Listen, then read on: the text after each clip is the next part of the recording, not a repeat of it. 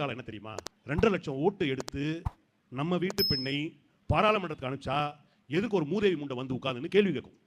அது ஒரு எலெக்ஷனுக்கும் நிற்காது. நான் ஒன்னே ஒன்று கேட்டுக்கிறேன், மரியாதைக்குரிய பாராளுமன்ற உறுப்பினர்கள், பாராளுமன்றத்துக்கு போனா அந்த ஊர்கா விற்கிற மாமி எதுக்கு வந்து நின்னா தயவு செஞ்சு ஒரே வார்த்தை கேளுங்க. நான் 2.5 லட்சம் ஓட்டு ஜெயிச்சுட்டு வந்திருக்கேன், உன்னால ஒரு ஓட்டு பெருங்குடியில் வாங்குறது வக்கு இருந்தா நீ பேசுன்னு சொல்லுங்க. ஏன்னா நாட்டோட கேடுகாலம் அது மாதிரி. சார் எங்க அப்பா தான் உயரத்திலே உயர்ந்தவர் நான் சொல்லுவேன். லியோன் என்ன கேட்டால் அவங்க அப்பா தான் உயர்ந்தவர் சொல்லுவார். இது வந்து நல்ல தாய் தாப்பனுக்கு பிறந்தவனுக்கு ஒரு ஒரு அறிவு இருக்கும். எங்க அப்பா அவங்க அப்பாவா இருந்தா நான் பாஸ் ஆகிருப்பேன் சொல்ல முடியுமா சார்? அப்போ நீ யாரை கேவலப்படுத்துற? ஏண்டா நீ தோத்தன்னு கேட்டா நான் எங்க அப்பா பேர் கருணாநிதி இல்லைன்னா நீ உங்க அம்மாவோட கேவலப்படுத்துற? ஏண்டா நீலாம் ஒரு தலைவனா? சரி இந்த தரத்துல தான் அப்படி இருக்குன்னு பார்த்தா அதுக்கு மேல ஒருத்தர் இருக்கான், அவன் சொல்றான் நான் தாய் தகப்பனாலே பிறக்கல, நான் வானத்து.